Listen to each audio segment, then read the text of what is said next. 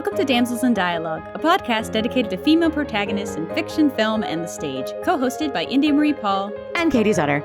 For our fourth season, we take a deep dive into the leading ladies of the Golden Age musicals and discuss just how well these Hollywood and Broadway characters have aged. This is the first of 2 episodes discussing Rodgers and Hammerstein's final collaboration, The Sound of Music. Join us as we dive into Liesl and her would-be stepmother, Elsa Shraeder.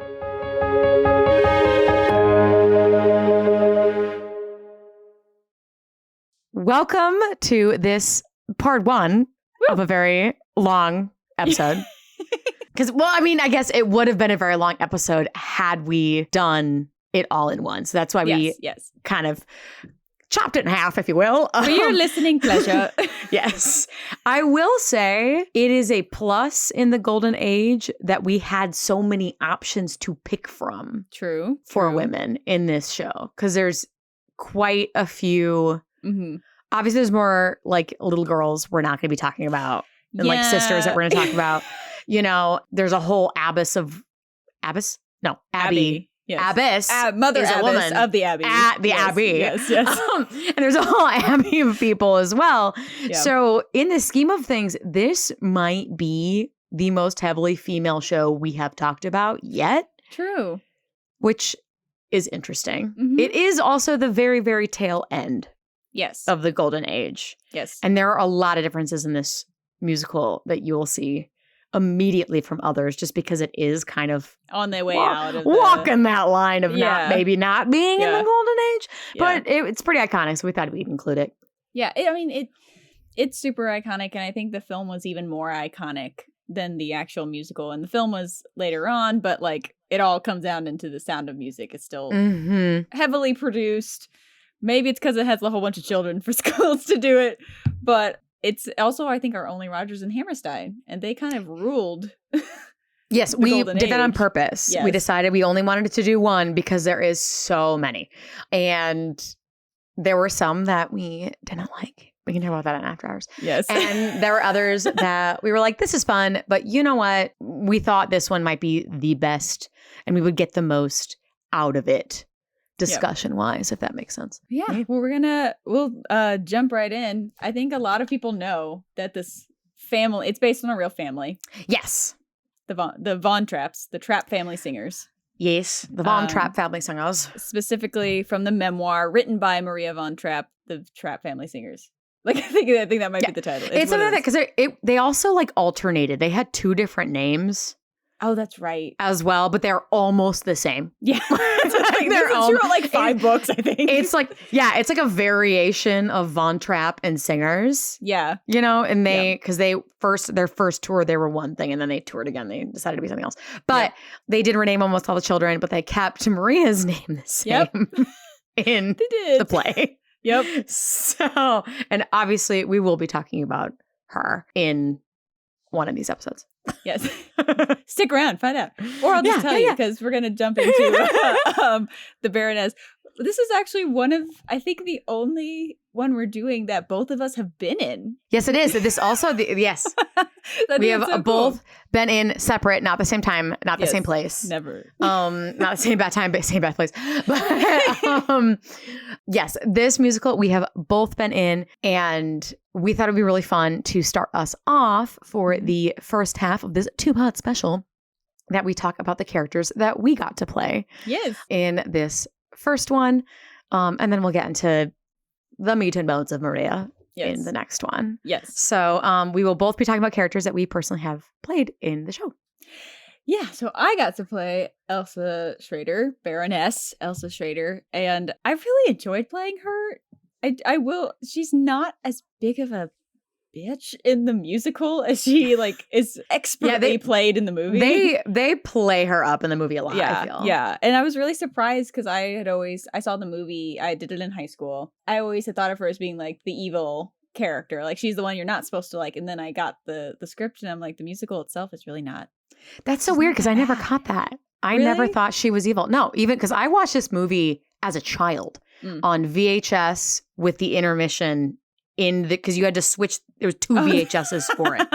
And there was an intermission. I mean, it was huge. So, because that was when, after the Golden Age, they started making these really long musical movies that would have to have the intermission. It was cool. Love that they included everything, unlike now where they try to like shove it into what everybody else likes. But it is quite long. But even as a child, I just was like I knew she was interested in him. Yeah. But I wasn't like, she's the worst. It just was like, oh, this is like a very different option for him. Like a very that's very mature of you. That's like because it reads Jane Eyre to me. It doesn't fair. Like watching it. It didn't seem like, oh, she's the bitch. It seemed like, you know, when you look at Rochester and like he could go for this beautiful, well-adjusted, high society woman. Yes. Or the nanny upstairs, you know? Yeah. So that's what kind of felt like to me. Because also that character too isn't super like villainous. She's just, they definitely play up a little more of the sass. They do. And with Elsa's character. Yeah. And I'll talk about Eleanor. Eleanor Parker's is stunning. Like rewatching her version of the Baroness is just absolutely stunning. But I'll get into that. The actual Baroness is based on a real person. It is Princess Yvonne. I love that she was a princess. I'm bummed that she was demoted. Like, why would you not make her a princess? You know why? Like, that's so much better. Because if they said Princess Elsa Shraeder, no kid would not want him to marry a princess. You know what? Like, that is a valid point. Like, Baroness, who cares what that is? But, like, you could marry a princess. You could all be princes. Yeah, yes. I feel like that title would have definitely made you vote for her. Right. So it was Princess Yvonne. There's not a lot of information on her. And the only information we get of her is from Maria Von Trapp, the real one. That's so interesting. So it's so one-sided and judgmental that who actually knows? So maybe that's why she is portrayed like that, especially in the film.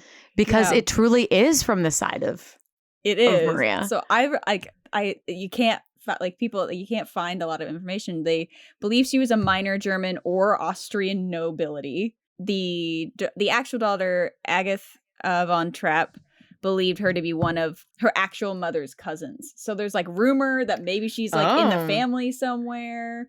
I don't know. So there's like, it's just a mystery. It's Princess Yvonne. That's all. That's what it is. And this isn't someone they picked. This is like a real person who really wanted Daddy Von Trapp.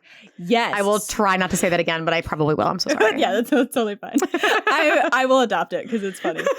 But so she's described by Maria, like she's portrayed in these books. That's how we get to know she's a real person. That's what Maria Von Trapp paints her as cool and almost pointlessly, like to the point of coldness. Despite the children calling her aunt, there was no warmth from her, is how she's described. Maria reveals that during their first conversation, once their engagement was formalized with the father, because she did like get engaged, like there's all of that, and that there was the understanding that the kids were supposed to be sent off to boarding school. So that is taken from reality, that idea that they would go to boarding school, which isn't in the Broadway musical, but it's in the film. So it was during that conversation that she was having with Princess Yvonne that she reveals to Maria Captain Von Trapp is in love with her. So like that thing happened where like Yvonne knew that there was like some tension. So there's some tension. Right. That's real. That whole like drama existed according to the real Maria Von Trapp. So she did go like back to the Abbey, and then the sudden removal might have stirred the captain's affections for her, and Princess Yvonne convinced Maria to stay at least until the wedding to start off the school term. There is some drama in that she wanted to go, and then Princess Yvonne convinced her to stay at least before the school term. But Maria treated the captain quite coldly. Like this drama, like she was trying very hard to separate herself from him because they were engaged. So in reality, there wasn't like, and she does do that in the film. So while this result, because Maria treated the captain so poorly, in reality, he had to confront his feelings when he was visiting Princess Yvonne, and he broke things off because he realized like there was something wrong, and then he realized that he was upset by it, and then he went to go visit Princess Yvonne and we're through. So that was all the fun drama of that. Didn't happen at all like that in the play, but like that's So gotta raise up the stakes on the stage, you know? Well, that's like, I feel like this is more dramatic than, it's fine. I feel like drama was happening in reality. So Princess Yvonne was apparently outraged to have lost her prospective husband and telephoned everyone she knew that night and told them that Von Trapp had gotten the 21-year-old Maria pregnant out of wedlock. What a drama queen. I see why that was not included in the show. Yeah, I don't know too if much that tea, like, too much drama. Yeah, but like fun drama for us. Oh my gosh. So she was pissed, called everyone like, oh my God, Maria's pregnant. Oh my gosh. So apparently, according to Maria, petty beesh. Oh my God, I know. The princess has apparently rejected Von Trapp's proposals years before Maria was even in the so there's also extra drama there. Things happened differently when he came back, but that doesn't involve Princess Yvonne. So there's that little extra tea with her, but also we get like, I don't know. I just feel so weird that the only version of who she was is through Maria, that it feels tainted in a way. Like, oh, for sure. If she did call people and tell her she's pregnant, like obviously like not a great move. She's not the best. But also, does every big prominent woman need to be flawless? No. You know, like definitely we can see this is through Maria's eyes, you know? And let's put ourselves in like Princess Yvonne's shoes, right? Yeah. So you're in love with this guy, like going to boarding school, not an unusual thing, especially for any kind of like nobility, any kind of like super common. So like not. He also has a bunch of children. He has like it's not like there's like one or two. That's like a lot of children he has. That's a lot. It's a lot to take on. So of course she's like, maybe we start slow, you know? Right? Yeah.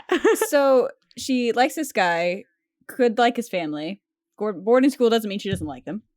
And then just all that's of a sudden, what you do. He breaks up with her because he likes the name. Like that, I would be pissed too. Yeah, so, for sure. Not the most elegant way to deal with said breakup, but I can't be mad.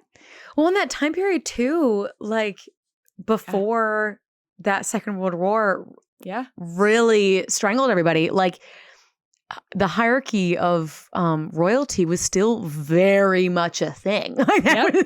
And he turned down a princess. Exactly. So that's not just like a scorned ex-lover. It's like you are going against the hierarchy of what the country is built on. You know? Yeah. I couldn't really be like that mad at her. Right. But for someone who's way younger, who's supposed to be like, Maria's not a nun, but like is supposed to become a nun after this little stint.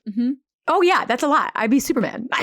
So upset. So Princess Yvonne, that's all we get of her. That's the whole backstory to her. There's not much about her development in the musicals, like as it was developed. Really, in the musical, I found her to be. I mean, she was the comedic side subplot because there's like 3 plots. There's a lot.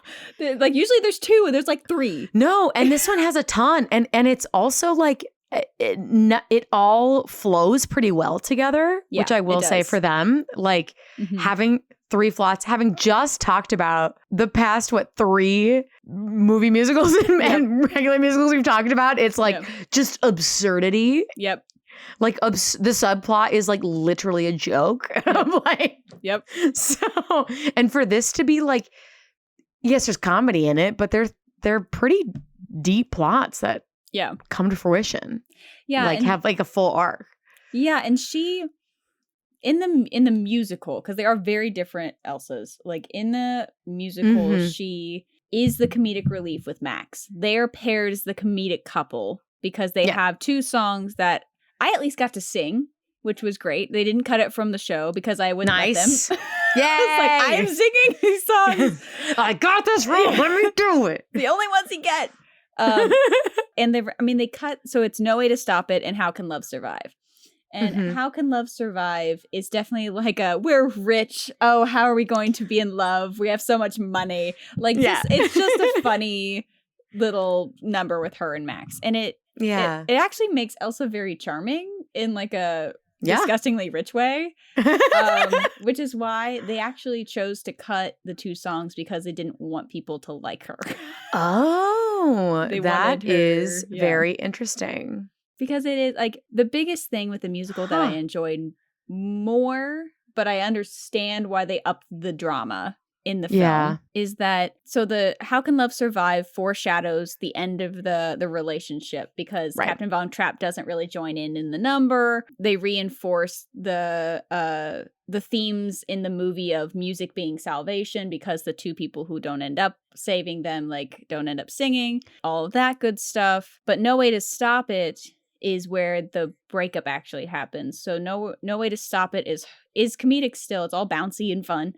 But it's but it's a lot. It's a lot. It's really like it's a really beautiful way for them to realize they're not right for each other, because they like in the musical, Elsa and the captain realize they're not meant to be on their own without Maria's tension, because you have this number where Elsa is saying like, let's let it happen, it's not going to really affect us, like just let the Germans come in, just keep your head down and keep going, like let's like let it, like, we can't do anything about it, so like let's keep going. Which for her, like, she would lose so like everything, like she in the musical is the president of an estate. I just went, oh my god, like boss bitch, like she runs an estate, is not about to give that up when they're married, like has a whole life. Love that for her. Which they don't ever mention in the movie, but it's fine, right? So like she would lose too much, and it's, as a woman, like you have to marry to get out of that, if you get into a hole that deep. So I get why she feels that way, and Captain Von Trapp doesn't. He can't stand it. He can't let it happen, which is great on him. And then at the end of it, she says goodbye by saying something along the lines of like, you do something better here than in Vienna, your sunsets, I'm going to miss them. And then Maria comes in, and she didn't know Maria was back, so she's happy to see her. And when Maria congratulates them on their marriage, she's like, the kids were mistaken, and leaves and says goodbye. So like she, like they choose, before he knows Maria's back, they choose they're not right together. And I think that is so so mature. Yeah. And so peaceful. It's, of course, because they're both so much older than Maria too. Exactly. Because also remember, we're seeing everything through like an early 20-year-old's eyes. Yeah. Yeah. So like I just love that version of her in the musical, because when you get to, you turn up the heat in the drama in the film, for the drama.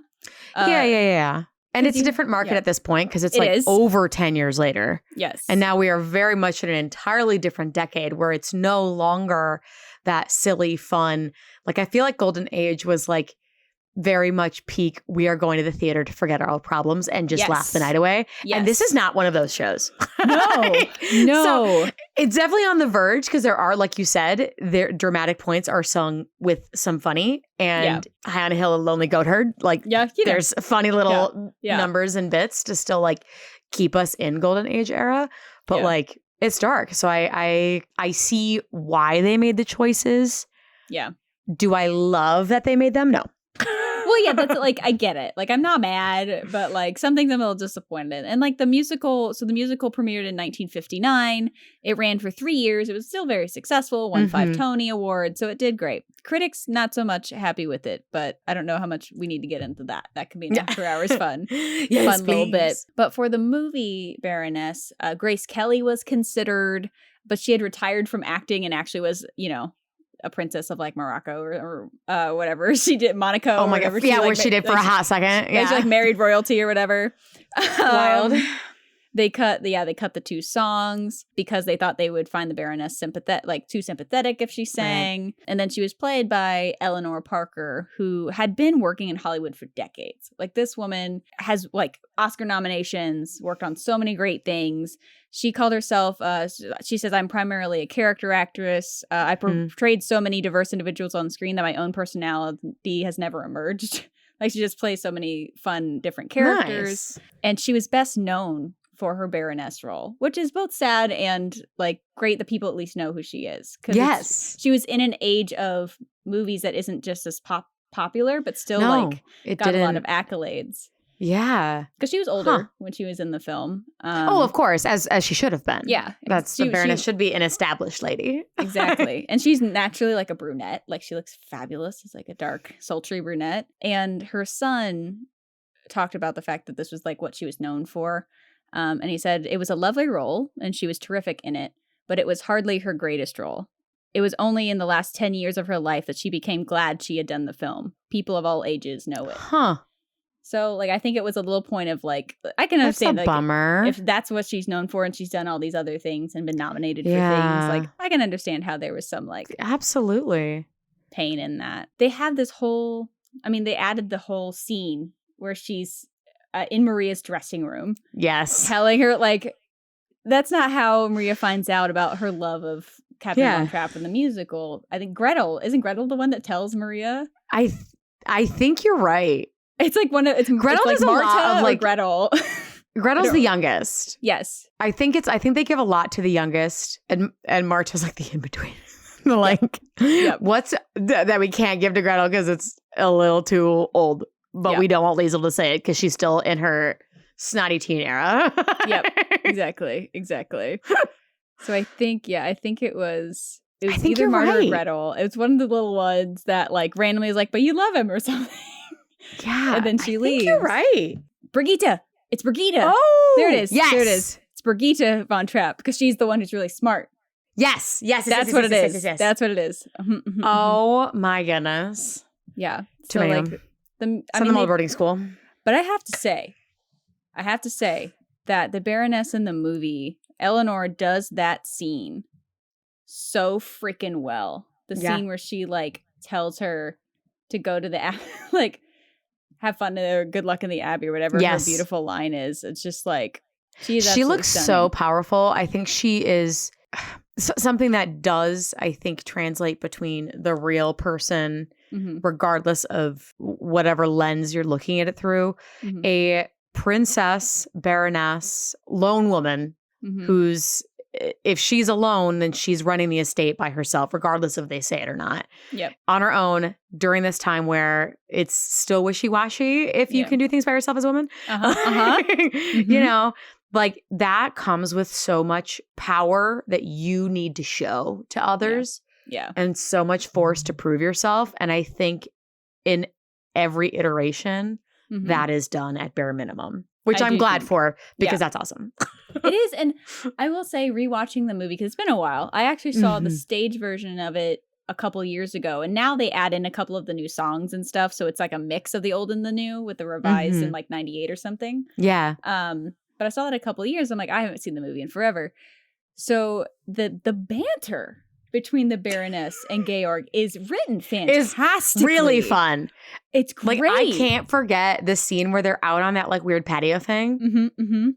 It's a blast. It's delivered so well between all of them. Like, literally, as a kid, I did not understand what was happening because it was so, not in a bad way, but because it was, like, so fast-paced, quick. I couldn't tell that they were quipping back and forth to each other. I just was like, wow, what a cool adult conversation they're having. Like, you know? And, like, as an adult, I'm like, oh, this is written real well, guys. It was like, I was impressed. I forgot. And delivered well. It was. And, like, it made me look at them like, oh, I understand why you fell in love when you were away. Like, I understand how you two, like, they actually get along really, really great.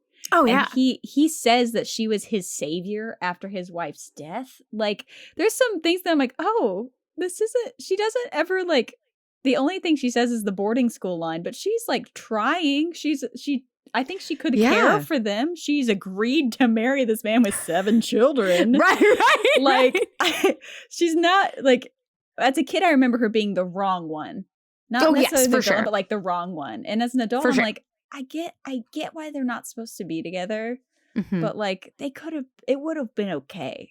I don't know. I don't think it would have worked very well. Been okay. I don't think the kids would have had as fun of a time, but I think Georg. But that's part of the whole thing, because, like, him, that's his family, that's his kids, that's his whole life, and if he couldn't, you know what I mean? Yeah. So.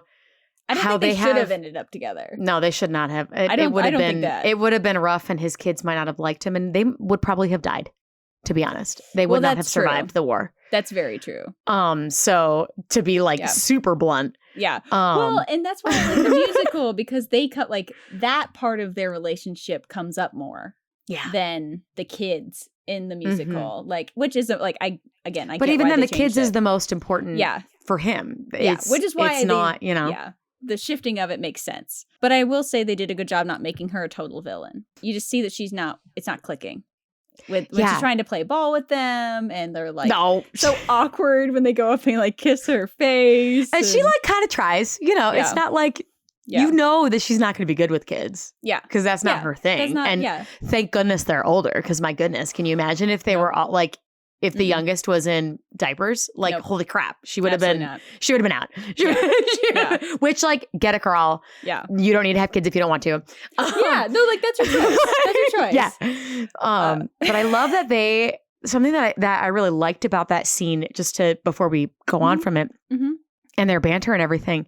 And you had made a great point if you see how they got together when they were abroad and alone without kids. And I think that's part of that. They have really, really great chemistry as people, whether or not it is romantic or whether or not it is something that can make a relationship that it stand on if it's only chemistry, which it sounds like that's two different medias. It sounds like the musical is more, we can't sit on this chair with one leg being chemistry. You know, it's got to be, we need more than that. And our values are totally different. Like family things are totally different. Whereas the movie, you don't get to see that kind of conversation. So it is a little more, like, it's more based around that drama, which is totally fair. It makes it more concise, but not the same. It's not the same. And in the musical, she's the one who wants the kids to sing to everyone at the party. She's the one who's like, please let them sing the way that they sang for me last night. And then in the movie, you see her like, the facial acting of Eleanor Parker is just stunning. And I'll keep saying that because it's true. Because I was focused on her as I was watching. Yeah. And when she's at the party, she's like kind of like looking at everyone a little embarrassed, being like, is everyone okay with this? Are all my rich friends like, are they liking this? Is this something I need to apologize for? Like, which is so relatable. And like, I do kids entertainment for parties. That's what sponsoring this season. But that is what you will see, especially in bigger parties, not like small family ones. Small family ones, you're a little more comfortable. You know, like if at your kid's party, if your sister needs water, she'll just get herself, like, you know, in your house. Yeah. But when you have these big parties, it's almost as much, oh my gosh, are they all having as much fun as they can? Is everyone safe? Is everyone having fun? Is my kid having fun? Is everyone having fun? Like it's a stressful thing to do. So that was it makes her very relatable, which I know was not the intention, but of the movie. Like, it makes her a complete person. She is a complete character. Oh, for sure. Then, I will say in the movie, she's fleshed out a lot more as a character as a whole, whereas in the musical, her dialogue is minimal and she sings and it's more like campy fun. True. So like you still get a decently composed human being. You know what she does with her life. You know what she wants. Like you get that. She doesn't change. She's not, like, that's the whole point. The point is that she doesn't change. Yeah, it's not about her. She doesn't have to. Exactly. If anything, I like that similar to how we spoke about the main character in Kiss Me Kate like there's something really satisfying about a strong woman deciding what she wants and sticking to her guns. Yep. Which is why so that's why I like the musical version of her better. But for sure. I would agree with that. I will say the scene of the breakup is incredibly well written. On the balcony, her spouting, like she is trying so hard to make this wedding work. Yep. And then when she realizes he's finally realized what's happening, she's the one who says, don't say anything. This isn't working out. Like she doesn't let him break up with her. Which I find, and like she's on the verge of like tears and like putting like and isn't bitter about it. The movie version of that breakup, I don't believe they'll be friends after. In the musical, I think believe it'd be hard. Will. Yeah, I think it's too hard. I agree. It's too hard in the movie version, which would suck. I think they needed each other for a time. Yeah. And it is fine to be that, you know, it is fine for paths to cross and paths to stray, but it would suck for him not to ever talk to her again. Yeah. If she was that close to him for so long, you know? Yeah, and that's what. Yeah, it as much as it's a brilliant scene, and Eleanor Parker, man, she should have gotten an Oscar nom for that. Like it was great. I like rewatch that if you ever need to, because it's stunning. Because the movie got Oscar noms. Yes, quite a few. It was one of the few musicals who's both won a Tony for Best Musical and an Oscar for Best Picture. So it's a bummer she wasn't nominated since it was. I think Mother Abbess got the Oscar. Oh, okay, I get it. Okay, so I think the supporting one went to her instead of Eleanor Parker. Climb every mountain and all that stuff. I get it. Let's go climb the mountain. It's fine. It's fine. But I don't know. Yeah. She kind of has more depth than she does. I love Abbess. Don't get me wrong. Yeah, I think she's great. Yeah. I love the best part of the live. Well, never mind. I'll say that during. I'll tell you my best favorite part of the ABC Family live action remake that was questionable as they always are. I didn't even watch it. Yep, I will tell you all about that after. It was very questionable. Great. But what was your fun fact? I think I had a Mother Abbess fun fact, but like I'll save that for after hours. Just then never mind. So yeah, never mind. I lied. Can't wait to see you on After Hours. Yeah, have fun there. We'll have a lot of fun. I have lots of fun facts about this that have nothing to do with any of these people. There's a lot, honestly. This show has a lot of stuff with it that is not just like, I mean, that's why there's so many books and so many articles and so many things about it. This is easily, I don't know about you, but when I was researching, I found the most content. I'm like, I had to hands down and find the right articles just to get me distilled information. And a lot of it wasn't even like character specific, but now I have a lot of background about like the creating of the movie. And I'm like, so much. There's so much about this. So it definitely was, like I said, iconic. So I guess with talking about Elsa and her, or Elsa. Mm-hmm. Elsa and her well-rounded character. What are those qualities? What are the qualities that make up her? Because I feel like we always kind of like end with some highs and lows of each character. Unless we're not done with her yet. I think we've come to like her end where she exits. Okay. And I think what I think is some of her strongest qualities are not changing who she is. Like she doesn't, when she realizes what he is wanting, she doesn't try to be that. No. I think she doesn't have She respects him. Yes. She respects that and gives her time to respect him. Yeah. Like in the movie where they have the whole, I'm trying to play with you, but I'm bad at it situation. Yeah. If she didn't respect him and didn't care about him, she wouldn't do that. Because like you said, where's the time? She doesn't have time for any of that shit. Like she's like, you could tell that she wants something. In the musical, she's a little more focused on that. In the movie, I think the flaws that come out are her manipulation of getting Maria away. But I don't know, like at the end of the day, like she knows Maria doesn't want that either, or shouldn't want that, quote unquote, because she wants to be a nun. Exactly. So like if she can like push it along. Like she does it gracefully. One of my favorite lines is like, "Can I help you pack?" Like trying to help. It's like she does it so honestly, but like, ooh. And this is so random. I loved her outfits. It's so beautiful. Her costuming in the movie is so good. It's just so good. I haven't quite seen plays that have dressed her quite as fine as they have in that. I wore a champagne 90s prom dress. Nice. Beautiful, as you do in a high school production and you need a fancy dress. Yep. Gotta pull out the old prom dress that someone donated. Exactly. And it worked. But I think her best qualities is being blunt and honest about what she wants and what she believes to be right and not faltering or changing for anyone else. Like I wrote this line down. I'm glad I did. One of the first things in the movie that she says to Maria is, "We are women. Let's not pretend when men don't notice us." Very blunt, blunt, like cut the crap. Yep. Like if you don't see this, then what are you, like you're blind. Right. And there's, so I think she has a very directness to her that, I mean, Princess Yvonne, we're talking about the 1920s because it's set in a different decade.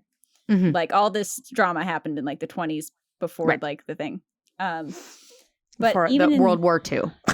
before the thing. You guys were like, it's a whole other like era to get into. Like Truly. the big thing. But I think even if you put it in the 38 when they said it in the show, like for her to be so confident in herself and say what she wants and say what she needs, like, I don't know. I think that's a really I like it. fascinating character and a good character to have in a musical. Even though she ends up being the not choice, she still exists. But it gives, and it gives dimension because like all of the women in this, they're all very different. They're very different. Yeah. And her and Maria are like opposite sides of the spectrum. And I mean, yes, they have, I think, as far as having full agency, I do believe that most of the women have a decent amount of agency in this musical. Yeah. No one really tells them what to do in a way that which they can't say no, or they do it anyway. Like it's right. You even down to the children, where the children, like, they listen to dad, but sometimes they don't because they're disappointed about who dad used to be and who dad is now. Yeah. And then when Maria can tell them to the cows come home what to do, and then they don't listen to her until they grow to love her, like even the littlest one where also, yes, they are told things to do, but there is no like massive, severe, crazy punishment for saying no. Like they still make their own choices and they're all very different. And that's really cool for this era. Yeah. So I think that's my like, I like it. Yeah. She didn't have time to have too many flaws other than not being, that's the thing. It's not a flaw to not be motherly. No. Not at all. It's not a flaw to not be maternal. That's just what she's pinned as not being correct because of it. Right. So she's not really given a chance to show a lot of flaws. No, she's just not right for him. Exactly. And for that family. Yeah. It's not that she is wrong. Yeah, exactly. So I liked her. I liked playing her. And yeah, how was playing her? Tell us a little about that for you. It was hard because I was a freshman. So it was hard because I was just so young playing her. But what I loved playing a powerful, independent character, and like she I also had to force those two songs to happen because no one knew them, and so I felt like, but it's in the play, so why wouldn't they do it? Oh, I know. Well, that doesn't make any sense because I'm from a tiny town, and like but we did the whole show. Oh, did you do the two songs too? Yeah, good. No, we did. Yeah, they're frequently cut. No, the only times that the show we would cut things or move things around is if we had to cast somebody of not the appropriate age. That's fair. Then we would have to move it around because I did it with that was with the community theater. Yeah.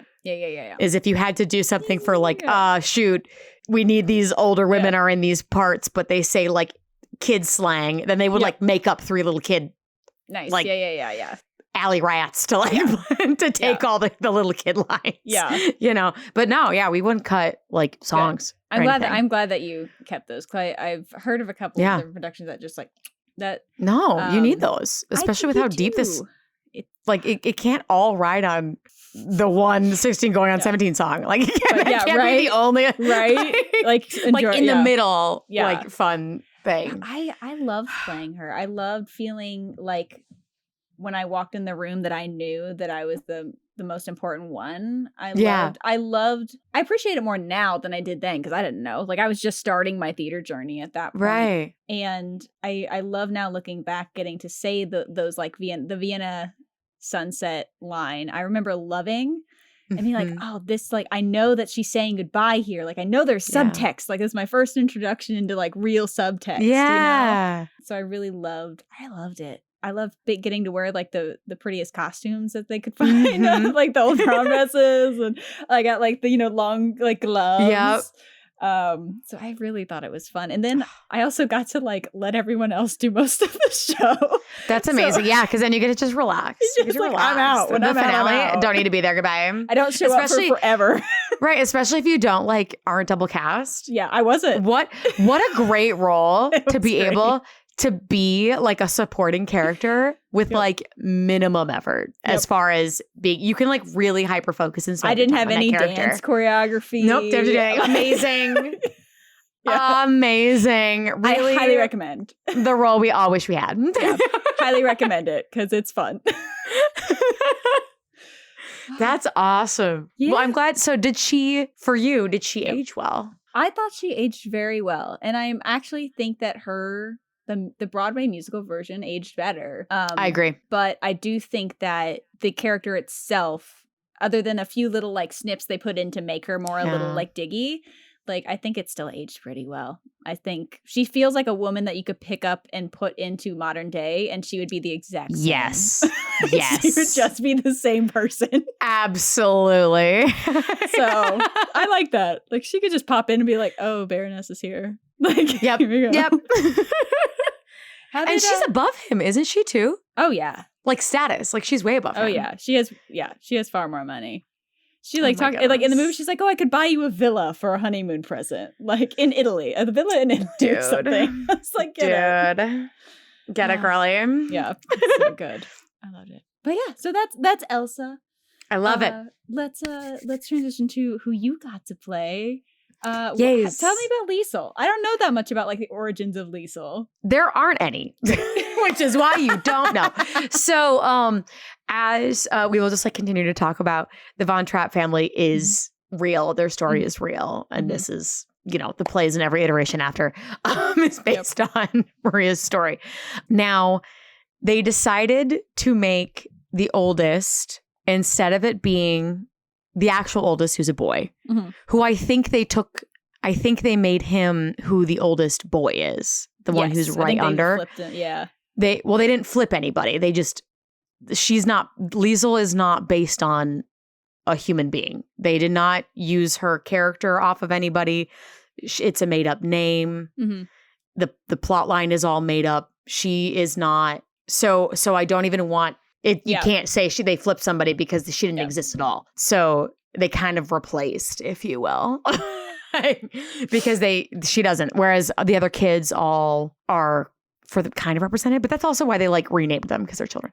As opposed to Maria, they kept the same. So she is not based on anybody. So her entire plot, her entire thing is based on no real people, no real interaction. There was no Rolf.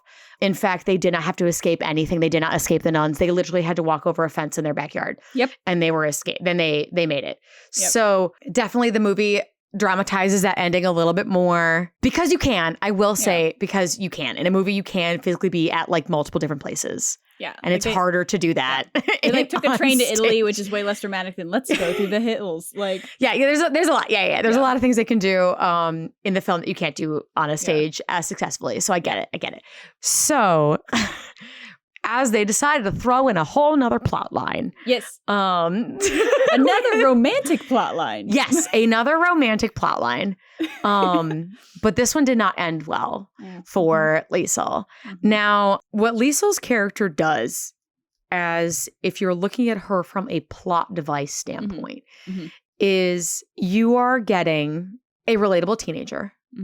So you're hitting different ages that can relate to the show. You are getting a cute love story that is a little more akin to what the typical Golden Age musicals are. The side character is that like they're in love and it's so fun and they sing their love songs, you know, or they do their love dances as like was seen in White Christmas. Oh yeah. You know what I mean? Like, so you get still that romantic interest subplot, but you also, through Liesl, I would argue more than anyone else in the show, you get a sense of what is happening in the world because that moment when Rolf turns on her is one of the most dramatic in the whole show.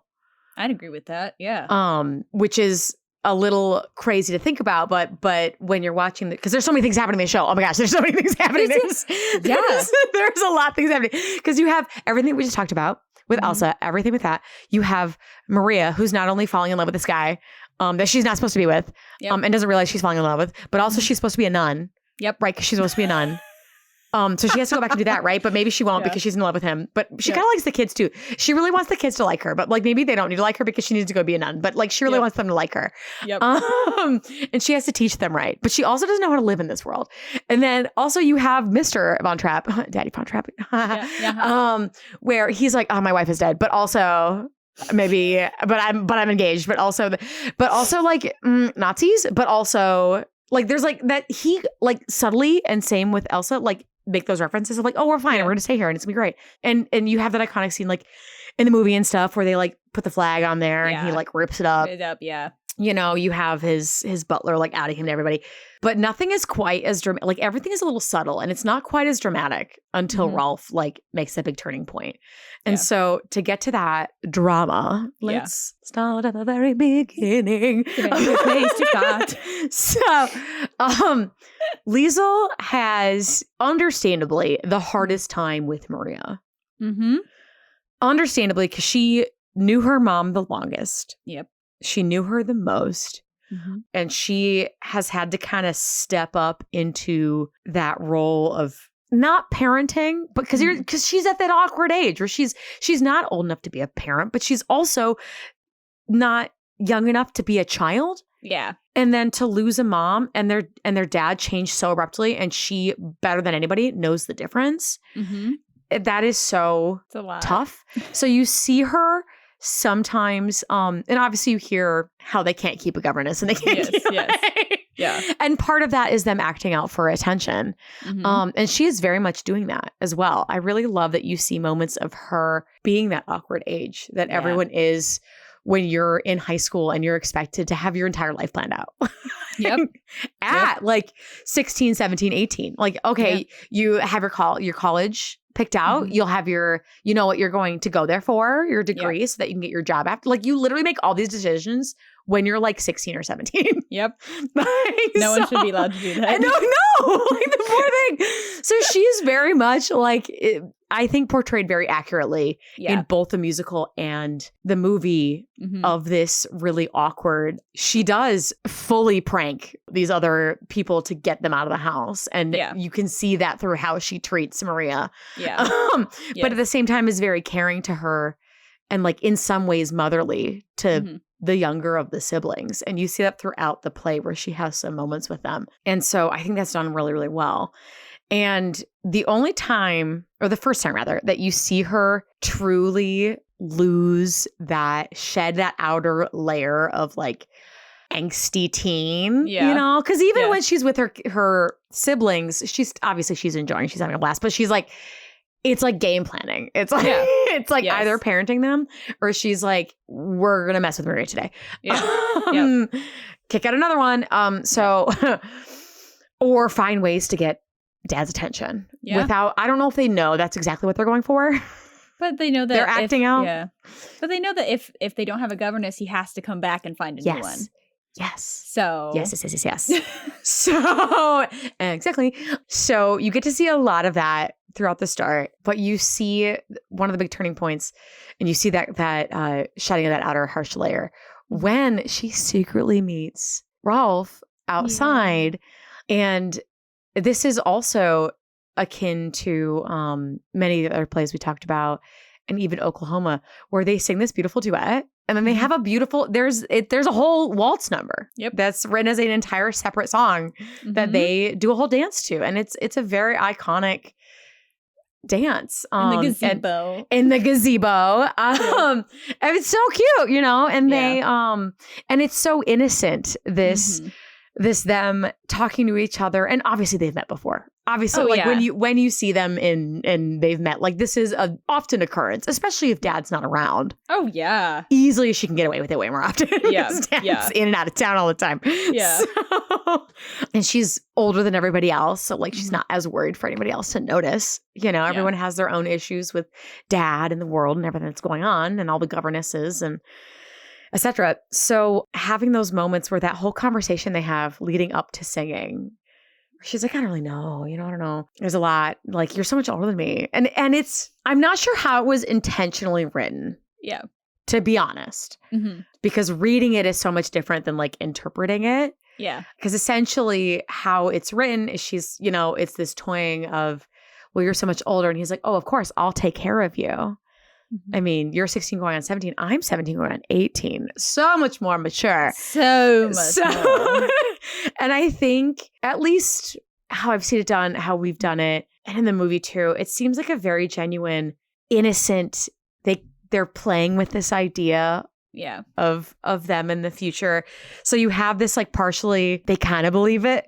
because they're innocent little high schoolers. Yeah. You know, they're innocent. They're kids. They don't. It's almost like playing house. Yeah. Let's picture like when you get to take care of me and like I and it's not icky. Like it's not like I feel not like at all. she's not in control of it. Like I feel like it's very just like playful. And I think you can like I don't know how you got to interpret her, but I definitely think she can be interpreted as highly intelligent and knowing exactly what she's saying and like playing it up to get like him to respond the way she wants him to respond. And right. They wouldn't have all of the issues with the governesses if she wasn't at the reins allowing it all to happen. Yes. You know, so even before we get to this. Yeah. So, but she's still a child. She's still 16. You know what I mean? She's still only 16. Yeah. So it's really fun to see this. And you see in the movie, it's kind of like her initiating the kiss, you know, which is really satisfying. I don't know. They're like, it's a really, really sweet, endearing moment. You get a break. You get a break from the drama of what's happening with Elsa and Daddy Von Trapp. I gotta stop saying it like that. But Mr. Von Trapp. Captain Von Trapp. Captain Von Trapp. Captain Daddy Von Trapp. And like all that stuff. And you have this like really fun mid-act one lightened moment. He's just as innocent as she is. Yeah. He says, I'm a whole year older, but it's definitely a play. Oh, yeah. Like they're both very sweet. They're not dumb. They're just innocent. And I don't think at any point are either of them written as dumb. I don't think any of the children, honestly, are written as. I think they're very intelligent. They all have intelligence to them. They're all just innocent and get more so as they get younger and like a little more blunt as they get younger. You know? So, and them ending that scene, something I wanted to bring up, which is so silly, but something that happens in the movie that when I watched it as a child, I did understand. Okay. And when I became a teenager, I did understand. Because as a kid, you don't quite have that. You don't have those butterflies yet. You don't have that same reaction to things. Is after she kisses him and he takes his bike and runs off and they're all like, oh, we just did that. In a very, very endearing, very cute. Yeah. Very relatable, makes everyone laugh, like smile and like warms your heart. She stands out in the rain and just screams and shouts into the abyss. Oh, it's so and sweet. I really, really love that. That's too. Like kind of done in the musical. Yeah, but you can't have like not a really. Like, you don't get to it's see not her, the same. No, it's not the same effect as like this. It's such a freeing moment of like she's done it. She feels so happy. You see the weight of like everything that she's been carrying as the oldest child and oldest daughter. Yeah. Just is gone because she got to kiss this boy that she's wanted to kiss for a while. Yes. Like, it's very freeing and very refreshing compared to the deeper plots in the show to have that moment. And that's the starting point where she runs in the house and she is absolutely soaking wet. Yep. And Maria does not question her. Oh, it's so good. That's such a good start to that relationship. Mm-hmm. And, you know, takes a little bit. It still takes a little warm up. Yeah. You know, she's still big sister. She's still been on her own for a while. Yeah. And also, when you think about it, she's very close to Maria's age. She's super close to Maria's age. Which is like a little weird. A little weird. But so that's also that kind of like there could be some threat of I'm the big sister. Yeah. You know, we don't need you. You're not even that much older than me. You know, like there's a lot that could be happening there. So for her to not question and just help her is that turning point for Liesl to be able to start that process of warming up to her. Yep. Which by the end, they are a happy, warm family and it is phenomenal. But it does take a bit. Now, we've seen that. We've seen Rolf. We've seen this really cute relationship that is very, very mutual. Yes. Very, very sweet, very innocent. Instead of it fading to black, it is very much a waltz. Not even like it is specifically a waltz. Yes. That they do this huge dance to, and with a kiss, runs off. like it's literally slated as he has to run off because he's so like flustered, which is like really endearing. Yeah. That is what the relationship is set up as. Yeah. That is how it's set up as. And that's really what you get. I mean, you get lots of subcontext of like, okay, obviously they've been talking for a while. They sent each other notes. There's all this stuff. Blah, blah, blah. But like, but that's what you see. Mm-hmm. So then when you see him later and he comes in to deliver the note, and the worst is, like, as a kid, I had no idea until like the words came out of his mouth. But like when he walks on, and anybody who's taken a singular history class and he's wearing the swastika armband, you're already like puckered in your seat. You're already like what is happening? Because you just saw him, and he's a good, like, sweet boy who's in love with her. Yeah. Like, how did, like, oh my gosh. Yeah. But he's also an innocent, naive boy, just like she Easily is. influenced. Of course. Yeah. Yes, exactly. Like, so it's so powerful that he's the one we get to see first.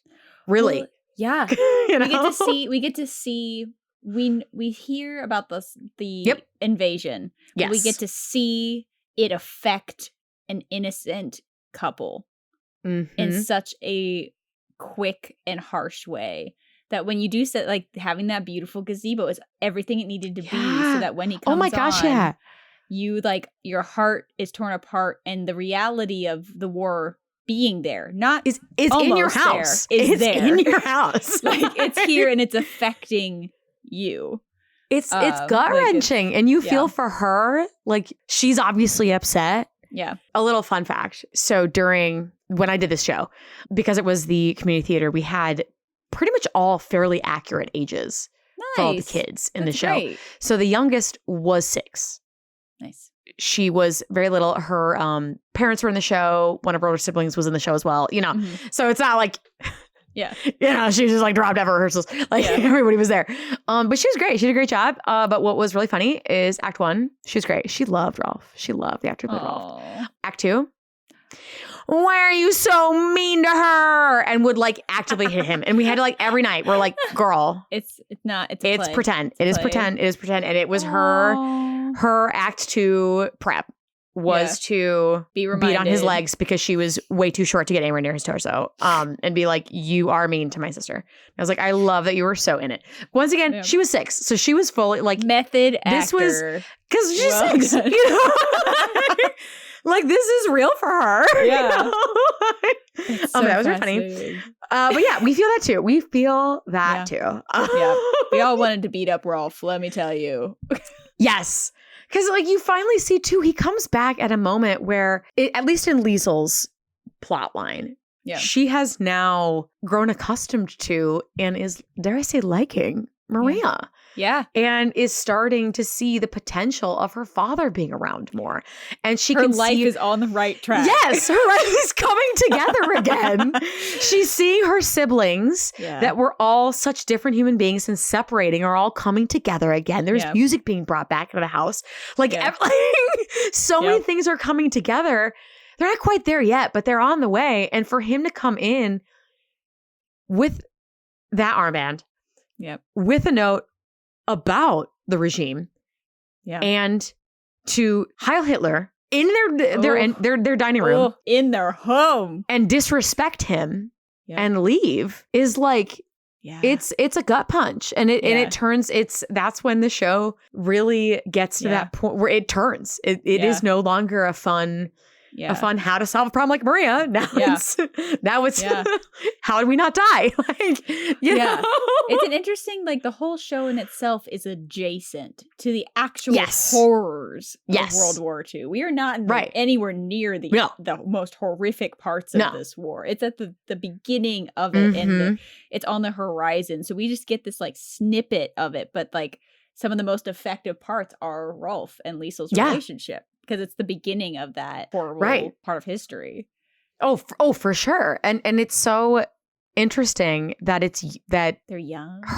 They're young, they're innocent, and it's their plot. Yeah. Like what they do. One of their plot devices is moving it along, not necessarily the main characters. Yeah. It's this little romance. Now, obviously the family does come together, so she still gets that. They come together really strongly. She can't see leaving without Maria.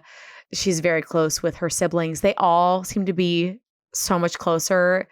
And there are very minor comments about it. because they need to like get to the end of the show. So again, like, they don't like. Yeah. So it's like very. It's much, a long movie. It's a long show. It's a long show. Yeah. It's very like we're trying to be Sondheim here. Yeah. So like I mean truly it's quite long, but still very fun, very enjoyable. So her life does kind of come together in the end because. She does get her priorities straight because even obviously she's bummed. Obviously she's upset. She cries that Ralph is gone. But in the end, that innocent love saves them, at least, you know, in this movie where he sees her and they could be called out because the whole thing is they want Captain. They want Captain Von Trapp. They want Captain Von Trapp. Von Trapp because of his status prowess on the battlefield and everything. They want him. They want to recruit him for the Reich. So, and by recruit, I mean forcibly take him. By take him, yes. Yes. Because he's saying no. Which, get it, my dude. Thank you so much. So they make this cover of, they're coming back for this one night to sing, and then they escape. Right? So another very powerful moment in this show. That has nothing to do with the main characters. Is when they're leaving, and it's Ralph who catches them. Oh, yes. And that's like that's almost worse than the first time. Like this is probably one of the most like stressful moments in the entire show. Like like the climax, if you will, of like it's not after this. It's not a song. It's a scene. It's this. It's this moment when they're escaping and they're about to escape, and you see him see her. And it's tense, and he makes the conscious choice with no lines, mind you. It's not like they have a full ass conversation. They don't. He makes the choice to stall. And hold them off for a little bit. He just gives them a chance. He doesn't go against his orders. No, he doesn't. He doesn't do anything that could get him in trouble. But he gives them a chance. Yes. Which is like devastating. Devastating. What could have been had Hitler not been around. But and then they flee on this very long journey and they run up a hill at the end of the movie. You know. They climb that mountain. Right. So for her, what was really fun, well, here, first I'll talk about her as a character and then I'll talk about me being her. So for her, I think it's really, really cool. As for the rest of the women in this show, I would argue all of them, none of the women are flat, except for maybe some of the the group of nuns might be a little on the flat side outside of Abbess. But like all the kids have personalities. They all have little arcs, which is really cool. I do love that about this musical, that everyone is given depth. Nobody is just a straight stereotype. And if they are given enough to play with, because you can kind of swing things a lot of different ways in a fun way that you can embellish. And so not only do they all have depth, but Liesl is so relatable as this innocent in-between. And I would argue not only for teenagers, but for the not midlife crisis age, but not 20-year-olds, that awkward you're out of college, like late 20s, maybe even early 30s of like, you don't know what you're like, are you an adult? Like you're technically doing adult things, but like that age, right, where you're deciding to like get married and have kids. You know, that feels very her as well. Of you're just in between ages and you don't know what to do. Like the precipice. You're on the precipice of something. And it's really interesting that they included someone like that in a show that also does the majority of the heavy lifting of the world building. Because we don't get very many, we haven't talked about almost any women that are on the precipice of something. Which we do, don't get me wrong, I love the established women that we've been talking about. We love them so much. But this is just so different. It's such a different character, such a different character type that I think is really cool. I love that she is given flaws. She has the innocence, which you could argue is not a flaw, but she also is, she's old enough to know that this is some of the stuff you're doing is ridiculous with your siblings to get rid of these governesses. Like, she's old enough that she could write her dad a letter and be like, listen. She's old enough to do that. But she's not. She's not doing that. She's instead like rallying with the children and, you know, her wanting to be at the parties and wanting to be part of the room. I love that so much. But need to be told to go to bed anyway. You know? Like, I don't know. It's you have her caring for her siblings, her caring for her father, her missing her mother, her learning to love Maria. That whole arc is so beautiful with her understanding, because it's not like super explicitly said anything about replacing moms. That's not really something that I don't think they consider, because their mother is spoken so utterly highly of. Yeah. I don't think anybody believes for a second she can be replaced. Yeah. Yeah. You know? That's not the part of the tension of the story. No, which I do appreciate as well, because that is a big There's no comparing of things. Yeah. Right. They do use that as a plot tool in many other medias and stories. I don't know. It's really interesting that she is kind, she is caring, she is sassy, she is snarky, she is innocent, but she's smart and plays up on the innocent sometimes. Yep. But then wants to be an adult when she wants to be an adult. Yep. Like it's very, very well rounded, and I think very well written. Well, any other thoughts before I talk about how I I did agree. it? I agree with you. I think she is well written, and it is interesting to think about the women we've talked about so far, because all of them have felt much older. Like, I don't think we've had a teenage ingenue yet.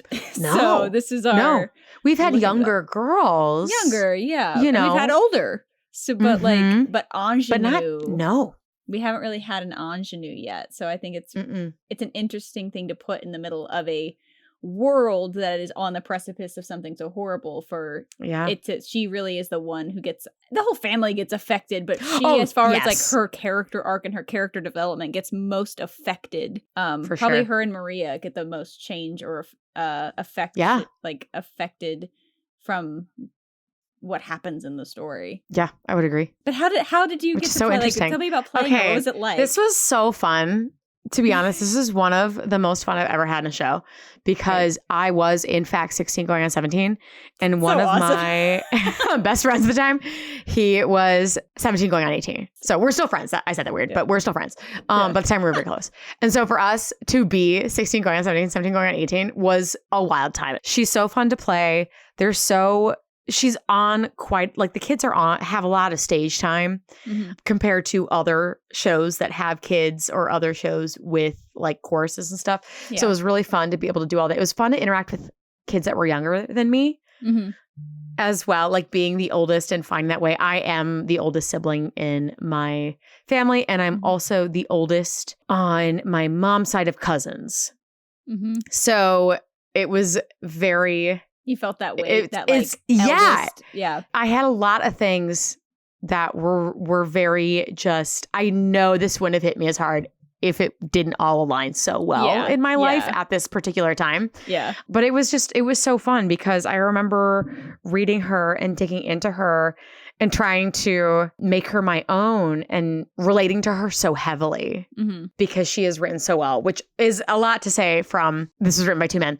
Yeah. Well, yes. So, yes. I thought that was really cool, because I too could kind of could see myself as like, oh yeah, I'm very innocent. And the singing, I'm 16 going on 17. You're so much older than me. You're 17 going on 18. I'll depend on you to like one of your best friends where he's a ridiculous human being. Like we're both just like awkward, ridiculous human beings was so funny. That's awesome. Because we could really play up that like silly because it is like I don't know anything. That I'm naive. Like, okay. Right. Yes. Really? Okay.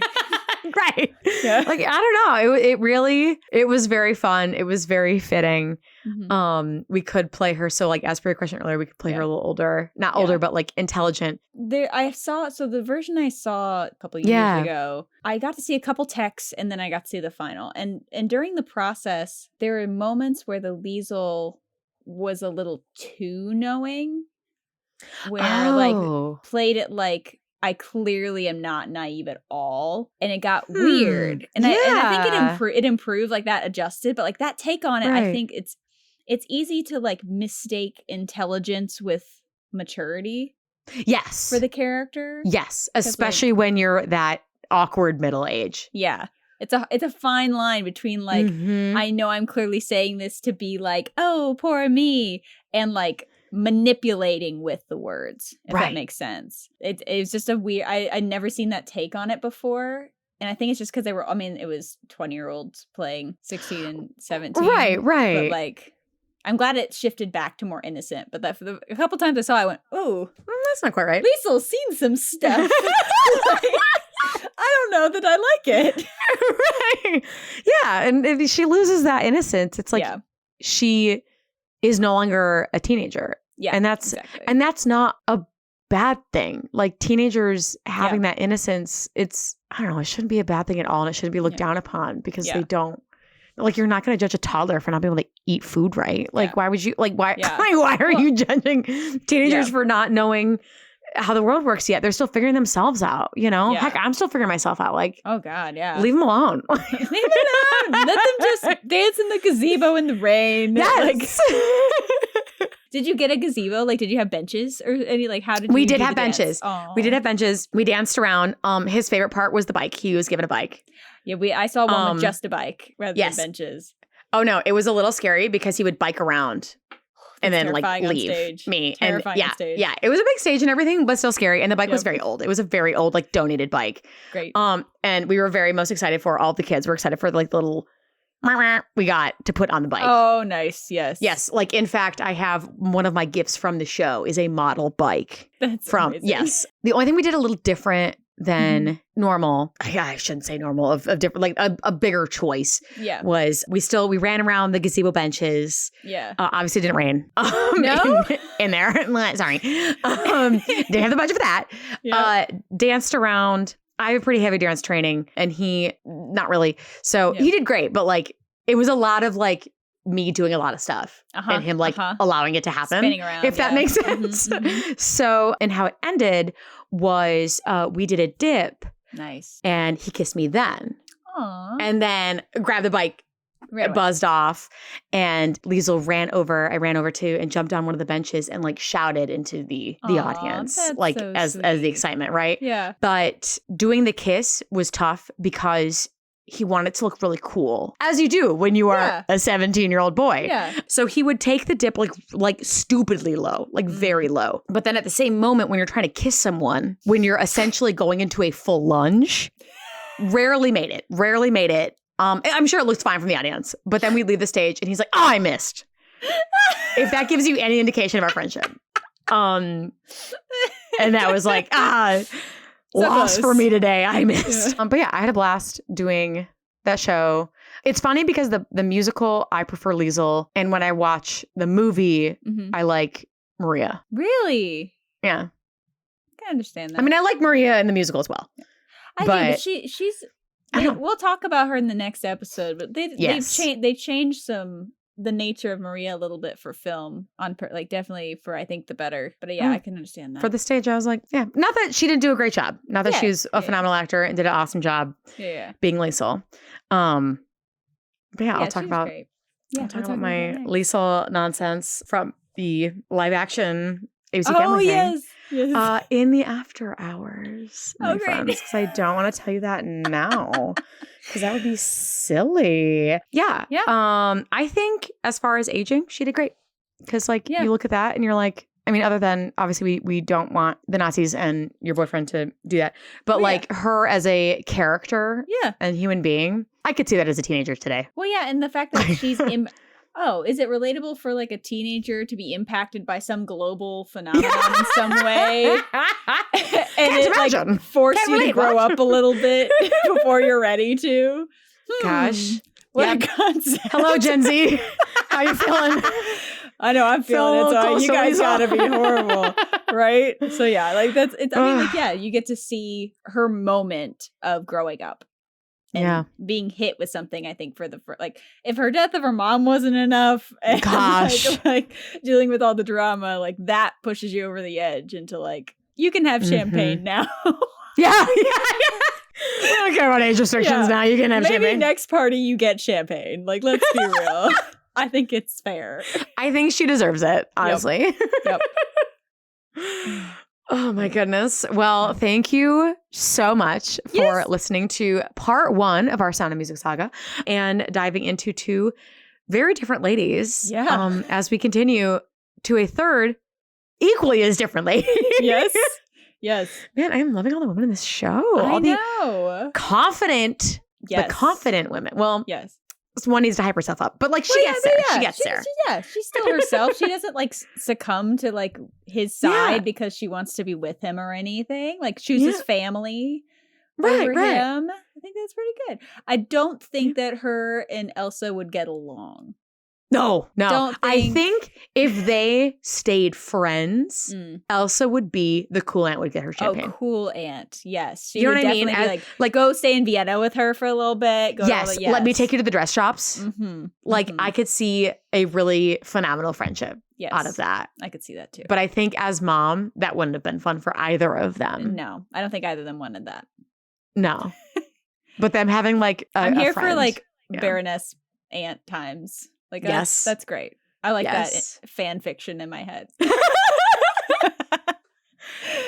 Fabulous. I like it. Thank you all for joining us, and join us for digging into the main woman of Sound of Music in our next part. See you there. Bye. Bye.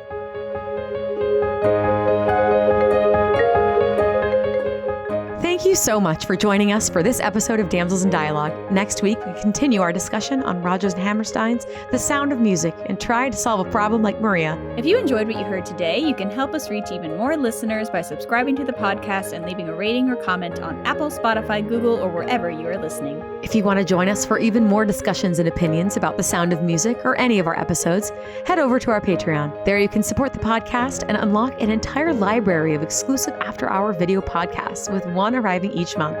You can also unlock research notes, bloopers, and more. Follow us on social media and at our website on damselsanddialogue.podbean.com. Until next time, this has been Damsels in Dialogue. Have a nice day.